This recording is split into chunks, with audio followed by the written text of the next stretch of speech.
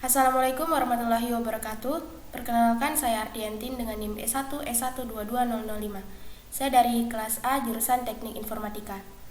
Di sini saya akan memberikan penjelasan terkait dengan stacks, queues, dan juga DEX, yang mana penjelasan ini saya berikan sebagai bentuk dari pemenuhan tugas struktur data yang diberikan oleh dosen saya.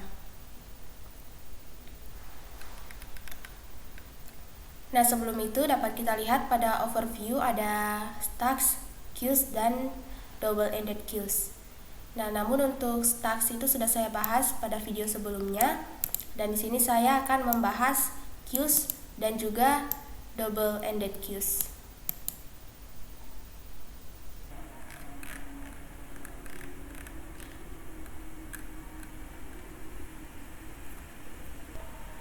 Nah, baik, jadi langsung saja kita bahas di sini tentang queues. Nah, jadi queues ini merupakan cousin atau sepupu dari stack, yang mana antrian ini adalah kumpulan objek yang dimasukkan dan dikeluarkan sesuai dengan prinsip masuk pertama, keluar pertama, atau first in, first out, atau FIFO.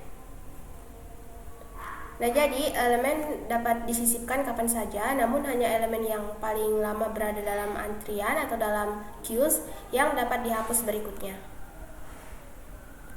Nah, untuk contohnya seperti ini. Jadi orang-orang menunggu untuk masuk ke taman hiburan, dan juga seperti panggilan telepon yang dialihkan ke service center. Nah, sekarang di sini the queue abstract data type. Jadi di sini dapat kita lihat, jadi secara formal tipe data abstrak dari queue atau antrian itu mendefinisikan koleksi yang menjaga objek tetap berurutan dengan akses dan juga penghapusan elemen dibatasi pada elemen pertama dalam antrian, dan penyisipan elemen dibatasi pada bagian belakang urutan atau sequence. Nah, dengan kata lain, aturan FIFO ini diterapkan pada urutan tersebut. Nah, untuk antrian ADT itu mendukung dua metode dasar. Untuk antrian queue di sini dapat kita lihat QNQ dan juga QDQ. Yang mana NQ ini itu untuk menambahkan elemen E ke belakang antrian, dan untuk DQ ini itu untuk menghapus dan mengembalikan elemen pertama dari antrian Q. Nah, jika misalnya antrian atau queue-nya kosong, itu akan terjadi error atau kesalahan. Nah, selanjutnya di sini ada pengakses tambahan, key first, kemudian keys empty, dan juga len. Yang mana key first ini itu untuk mengembalikan referensi ke elemen di depan antrian queue tanpa menghapusnya. Nah, untuk keys empty ini itu untuk mengembalikan true jika antriannya tidak mengandung elemen apapun. Selanjutnya untuk len, itu akan mengembalikan jumlah elemen dalam antriannya.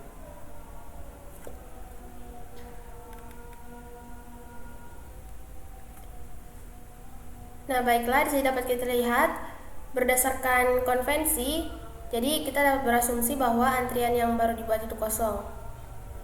Kemudian tidak ada batasan a priori mengenai kapasitas antrian, dan juga elemen yang ditambahkan ke antrian itu dapat memiliki tipe sembarang. Nah, di sini dapat kita lihat ada QNQ 5, yang ini berarti kita akan menambahkan elemen 5 ini ke dalam antrian. Jadi antriannya akan berisi seperti ini, dan return value-nya tidak ada. Kemudian selanjutnya ini kita akan menambahkan 3 lagi, berarti antriannya menjadi 5 dan 3. Nah, sekarang kita hitung panjang dari antrian yang berisi 5 dan 3, dikembalikan return value-nya 2. Nah, selanjutnya kita akan menghapus dengan DQ. Dan di sini akan dikembalikan 5. Kenapa? Karena untuk queue ini atau untuk antrian itu dia menggunakan konsep first in, first out. Jadi yang pertama masuk, dia yang pertama juga keluar. Makanya tadi karena 5 yang pertama masuk, maka 5 juga yang pertama keluar. Nah, kemudian kita gunakan key is empty, akan diberikan return value false karena di dalam antriannya masih ada 3. Selanjutnya kita hapus lagi 3-nya, berarti dalam antrian kosong. Nah, sekarang kita coba key is empty, maka hasilnya true karena di dalam antrian ini sudah kosong. Dan ketika kita coba hapus lagi itu akan error karena di dalam antrian sudah kosong, jadi tidak ada yang dapat dihapus lagi. Selanjutnya di sini kita isi lagi Q NQ 7, berarti dia antriannya sudah berisi 7, kemudian lagi kita tambahkan 9, berarti ada 7 dan 9. Kemudian key first, yang mana kita akan mengembalikan elemen pertamanya. Nah, di sini return value-nya adalah 7. Nah, jadi key first ini dia akan mengembalikan elemen yang pertama kali masuk, tapi dia tidak akan menghapusnya dari antrian. Seperti ini. Nah, selanjutnya kita tambah lagi 4, berarti jadi 7, 9, dan 4. Dan panjangnya menjadi 3. Kemudian selanjutnya kita hapus, maka return value-nya 7, dan di sini di dalam antrian untuk 7-nya sudah tidak ada karena sudah dihapus, tersisa 9 dan 4. Nah, jadi ini merupakan serangkaian operasi dari antrian dan juga pengaruhnya terhadap antrian key yang awalnya kosong. Nah, selanjutnya di sini ada array based queue implementation. Jadi di sini kita bisa menggunakan append itu untuk menambahkan elemen di akhir list. Kemudian juga kita bisa menggunakan pop untuk menghapus elemen pertama dari list saat dequeuing.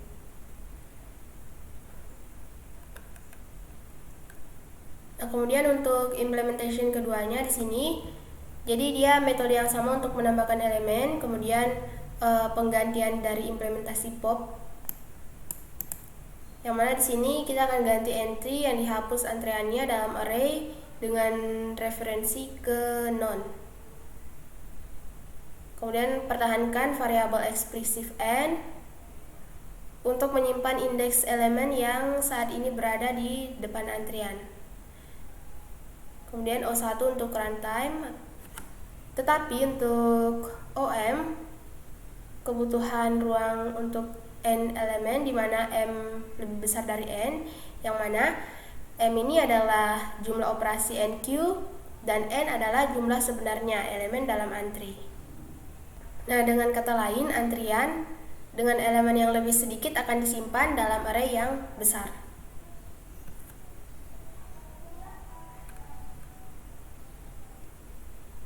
Nah, jadi seperti ini dapat kita lihat contohnya.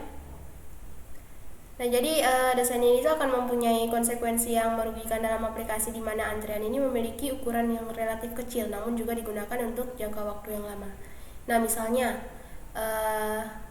daftar tunggu dari sebuah restoran mungkin tidak akan pernah memiliki lebih dari 30 entry sekaligus. Namun dalam satu hari atau seminggu jumlah keseluruhan entry itu akan jauh lebih besar.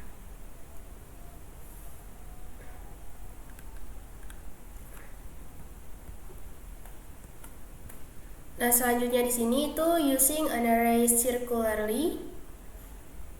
Jadi kita itu akan membiarkan bagian depan dari antrian melayang ke kanan dan membiarkan isi antrian membungkus akhir array yang mendasarinya.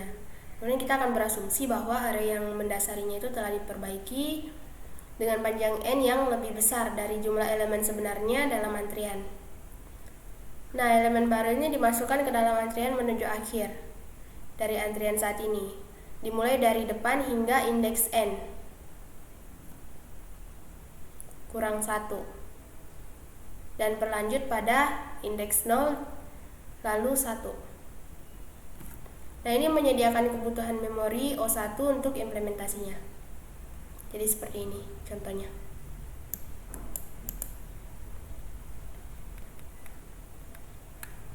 Nah, di sini ada a Python queue implementation. Nah, jadi secara internal kelas antrian itu memelihara 3 variabel instan, yaitu data, size, dan front. Nah, data ini adalah referensi ke instance daftar dengan kapasitas tetap. Size ini adalah bilangan bulat yang mewakili jumlah elemen yang disimpan dalam antrian saat ini. Nah, berlawanan dengan panjang dari data list. Nah, selanjutnya juga ada ini front. Nah, front ini adalah bilangan bulat yang mewakili indeks dalam data elemen pertama antrian, dengan asumsi antrian ini tidak kosong. Nah, kita juga menyediakan fungsi untuk pengaksesnya, yaitu len, isempty, dan first. Len ini untuk panjang antrian saat ini, kemudian isempty untuk memeriksa apakah antriannya kosong, dan first ini untuk mengembalikan elemen di depan antrian. Kemudian sini ada mutator function, yaitu enq dan juga deq. Seperti yang kita tahu, enq itu untuk menambahkan elemen ke dalam antrian, dan deq untuk menghapus elemen dari antrian. Nah, jadi contohnya seperti ini. Saya akan tuliskan contohnya di VS Code.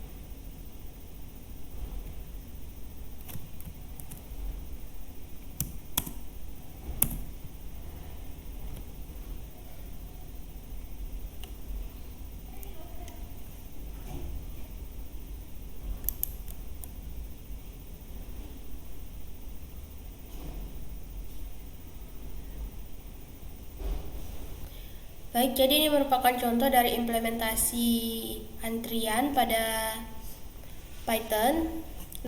Nah, pertama di sini kita punya kelas exception yang khusus digunakan untuk menangani kondisi antrian kosong. Nah, kemudian selanjutnya di sini kita punya kelas yang mewakili antrian yang diimplementasikan dengan array. Nah, kemudian selanjutnya ada default capacity atau kapasitas default antrian yang diset ke 5. Nah, selanjutnya di sini ada constructor init yang menginisialisasikan atribut yaitu data, size, dan front, yang mana data ini sebuah array yang berukuran default. Capacity yang diinisialisasi dengan nilai non, kemudian size ini jumlah elemen dalam antrian diinisialisasi dengan 0, kemudian indeks elemen pertama dalam antrian juga diinisialisasi ke 0. Nah, selanjutnya di sini ada metode len untuk mengembalikan jumlah elemen dalam antrian.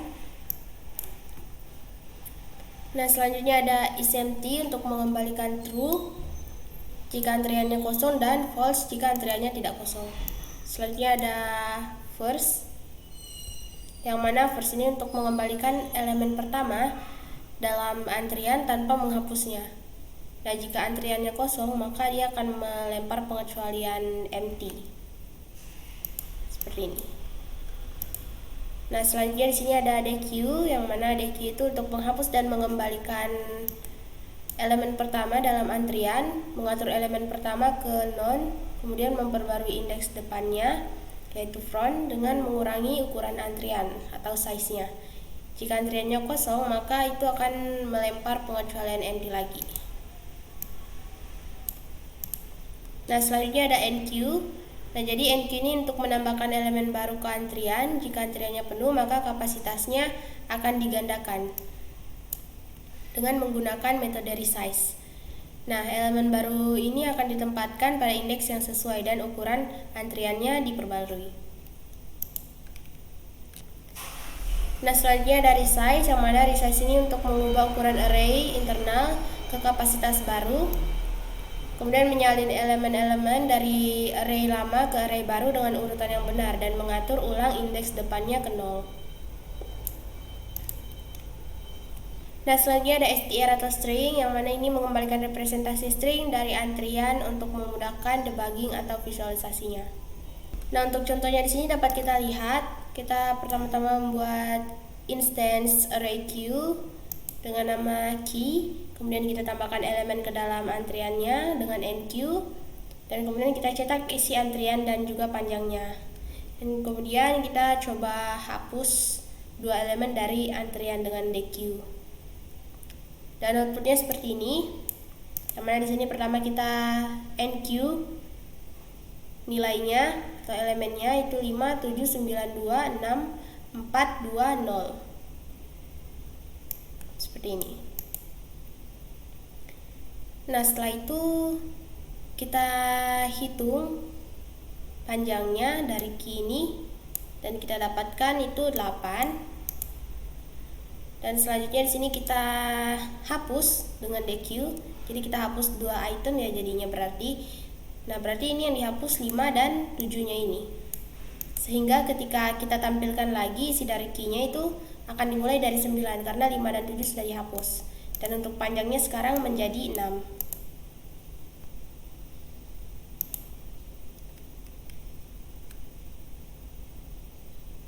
Nah, baik, selanjutnya yaitu menambah dan menghapus elemen. Di sini dapat kita lihat bahwa indeks tempat elemen berikutnya ditambahkan ke antrian ya, seperti ini. Nah, selanjutnya selama dequeuing nilai pada indeks self front itu dikembalikan dan dihapus. Nah, indeks front diperbarui ke posisi berikutnya dalam lingkaran antrian. Nah, selanjutnya di sini resizing the queue. Nah, dapat kita lihat, jadi kita dapat mengubah ukuran antrian. Ketika ukuran antrian sama dengan ukuran array yang mendasarinya, kapasitas penyimpanan list yang mendasarinya menjadi 2 kali lipat. Nah, referensi dari list lama disalin ke list baru. Dan saat mentransfer konten itu akan sengaja menyelaraskan kembali bagian depan antrian dengan indeks 0 di array baru.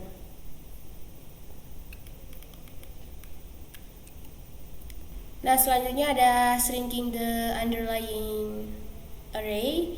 Jadi pendekatan yang kuat adalah dengan mengurangi array menjadi setengahnya dari ukuran saat ini.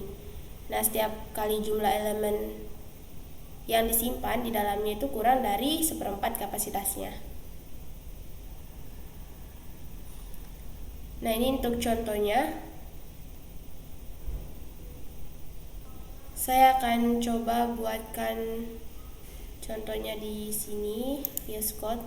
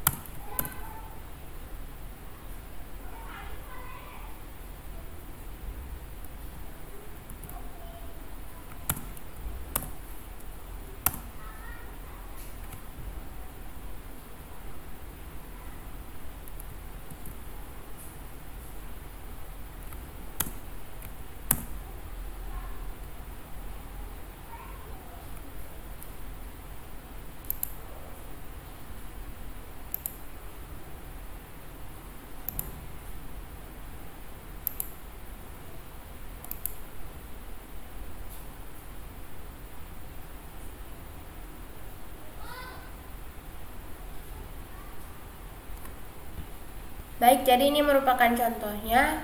Contoh dari shrinking the underlying array, yang mana di sini sebenarnya tidak terlalu banyak yang berubah, hanya berubah di bagian metode DQ-nya saja, ada penambahan ini.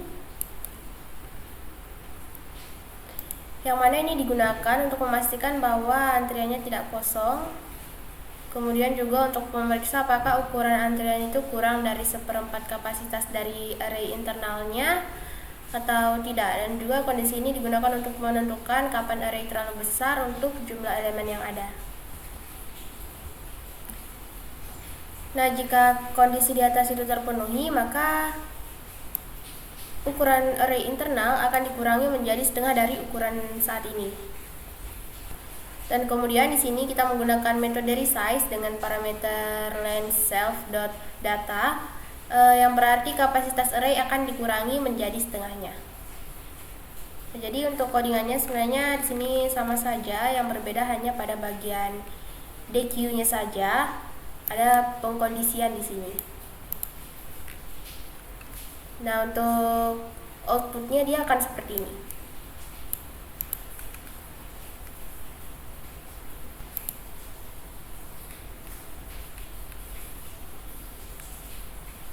Nah, selanjutnya di sini ada analyzing di array based queue implementation. Nah, dapat kita lihat di sini ada operationnya, kemudian ada running time-nya. Jadi untuk key and queue itu running time-nya O1, key deq juga running time-nya O1. Kemudian key first running time-nya O1, kemudian key is empty running time-nya O1, dan len key itu running time-nya O1. Nah, selanjutnya di sini kita masuk pada double ended queues. Nah, jadi deq atau double ended queues itu merupakan struktur data yang mirip dengan antrian yang mendukung penyisipan atau penghapusan di bagian depan dan juga belakang antrian. Nah, tipe data abstrak dari deq ini lebih umum dibandingkan tipe data stack dan tipe data abstrak dari antrian ADT. Nah, contohnya itu seperti sebuah restoran yang menggunakan antrian untuk mempertahankan daftar tunggunya. Nah, kadang-kadang orang pertama mungkin dikeluarkan dari antrian hanya untuk mengetahui bahwa mejanya tidak tersedia. Biasanya pihak restoran akan memasukkan kembali orang tersebut pada posisi pertama dalam antrian. Dan juga mungkin saja ini pelanggan yang berada di ujung antrian menjadi tidak sabar dan meninggalkan restoran.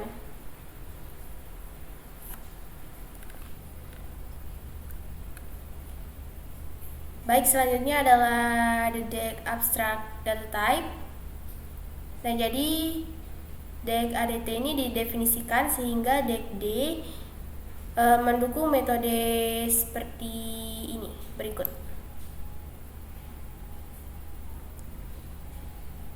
Di add first, yang mana ini untuk menambahkan elemen E ke depan deq D. Kemudian selanjutnya di add last untuk menambahkan elemen E di belakang dari deq-nya. Kemudian di delete first itu untuk menghapus dan mengembalikan elemen pertama dari deq-nya. Kemudian di delete last itu untuk menghapus dan mengembalikan elemen terakhir dari deq. Selanjutnya ada lagi deq ADT yang mencakup pengakses. Jadi ada di first itu untuk mengembalikan tapi tidak menghapus elemen dari pertama dari deq-nya. Kemudian juga di last itu akan mengembalikan dan juga tidak menghapus elemen dari terakhir dari deq-nya. Kemudian selanjutnya di is empty itu untuk mengembalikan true jika D-nya tidak mengandung elemen apapun. Kemudian len D itu untuk mengembalikan jumlah elemennya. Nah, seperti ini menerapkan deq dengan array circular. Nah, jadi pertahankan 3 variabel instan yang sama, yaitu data, size, dan front. Kemudian bagian belakang antrian ini, kemudian at first requires circularly decrementing index. Nah, di sini dapat kita lihat ada operation, kemudian return value-nya dan juga deq-nya. Nah, di sini dapat kita lihat untuk operation di add last 5, deq-nya ada 5, kemudian add first 3, berarti kita menambahkan di awal deq-nya. Nah, jadinya isi deq-nya seperti ini 35, kemudian add first lagi berarti di awal deq-nya lagi berarti 7, 35. Kemudian di first itu dia akan mengembalikan elemen pertamanya tapi tidak menghapus. Di sini kita lihat return value-nya 7. Kemudian delete last. Nah, delete last berarti kita hapus yang terakhir. Nah, return value-nya 5. Deq-nya sisa 7 dan 3. Len-nya 2. Kemudian delete last lagi, tersisa 7.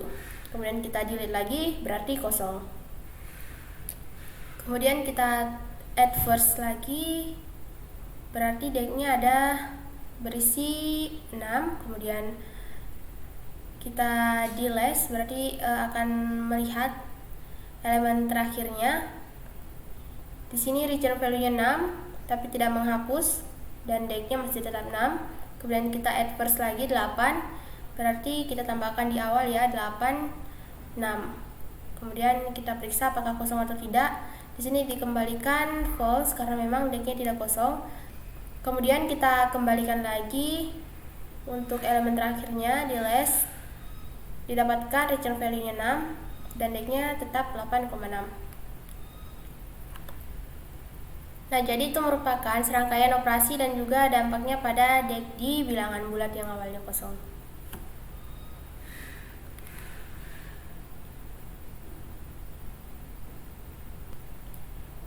Nah, selanjutnya di sini dapat kita lihat decks in Python collection module. Di sini ada our deck ADT, kemudian collection deck dan juga description-nya. Seperti ini. Jadi length itu number of elements, kemudian di add first, add to beginning, kemudian di add last. Kalau collection deck itu dia di append to add to end, kemudian delete first, remove from beginning, kemudian delete last, atau di pop to remove from end, kemudian di first akses first element, kemudian di last akses last element, dan seterusnya. Nah, di sini kita lihat bahwa kelas deck itu didokumentasikan secara formal untuk menjamin operasi waktu O1 di kedua ujung, tapi operasi terburuk waktu ON ketika menggunakan notasi indeks di dekat bagian tengah deck. Nah, ini untuk contohnya. Saya akan coba tuliskan contohnya di sini.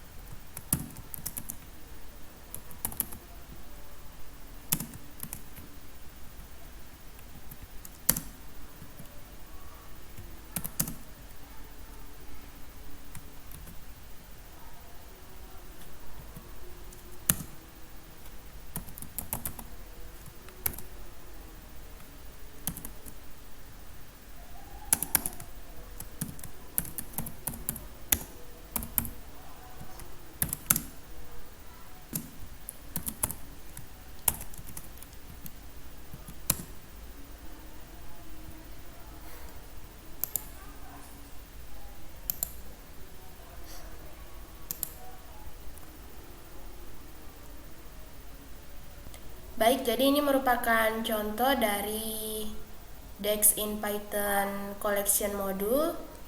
Nah, dapat kita lihat di sini. Pertama-tama kita mengimpортkan collection, lalu kita membuat DEX, dan kemudian kita menambahkan elemennya. Di sini dapat kita lihat kita menambahkan 5 di awal DEX, kemudian menambahkan 5 lagi di awal DEX-nya. Nah, selanjutnya kita tambahkan 10 di akhir DEX dan juga menambahkan 2 di akhir DEX. Kemudian selanjutnya kita tambahkan lagi 3 dan 7 di awal DEX. Nah, selanjutnya di sini kita tampilkan dan juga kita lihat panjangnya sehingga tampil seperti ini. Kemudian selanjutnya kita memutar DEX sebanyak 5 langkah ke kanan. Setiap elemen bergerak 5 posisi ke kanan. Jika langkah positif, elemen di ujung kanan akan berpindah ke ujung kiri. Di sini. Nah, selanjutnya kita menghapus elemen dari kedua ujungnya. Yang mana di sini pertama-tama kita hapus dan mengembalikan elemen dari awal DEX, kemudian kita hapus dan mengembalikan elemen dari akhir DEX. Dan setelah itu kita tampilkan lagi DEX-nya dengan panjang DEX-nya.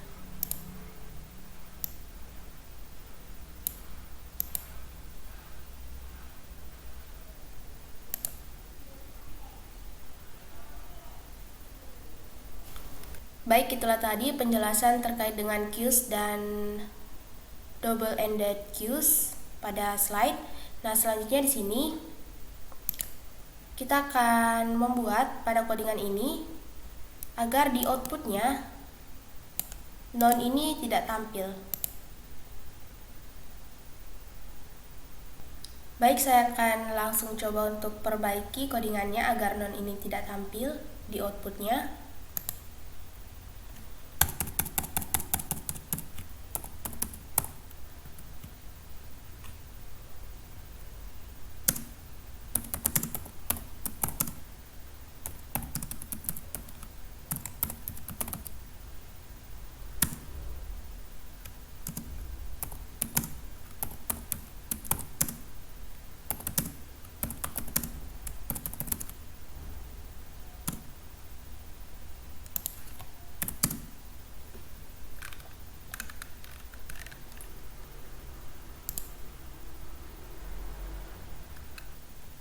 Nah, baik, jadi seperti ini.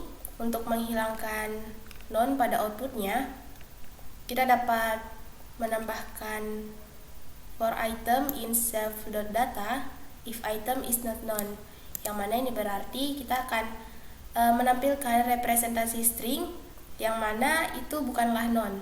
Jadi yang tampil hanya yang berisi angka saja, seperti ini, dan bukan non.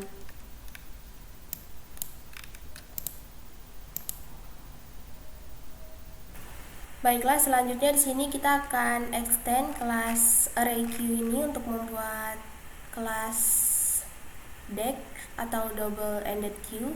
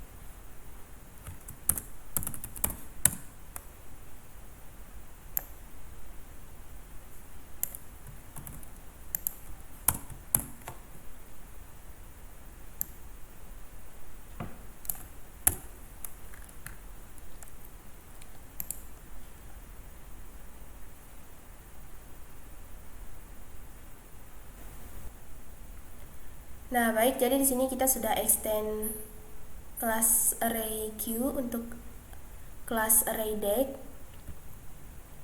Nah, di sini dapat kita lihat bahwa array deck ini merupakan turunan dari array Q, sehingga dia mewarisi konstruktor dan juga metode dasarnya yang di atas.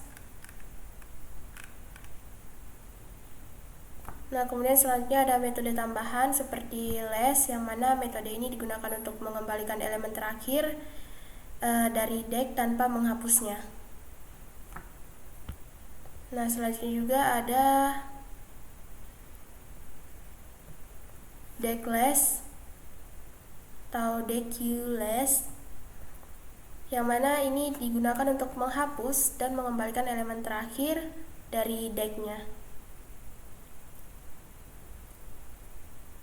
Nah, selanjutnya juga di sini ada NQ first. Nah, NQ first ini merupakan metode untuk menambahkan elemen E di ujung depan decknya. Dan jika kapasitas decknya tidak mencukupi, maka deck ini akan di-resize dengan menggandakan kapasitasnya. Nah, ini untuk contoh implementasinya, dan ini adalah outputnya.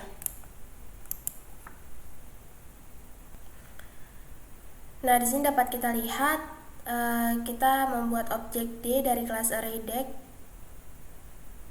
dengan elemen Geno, Mark, Jisung, dan juga Haichan.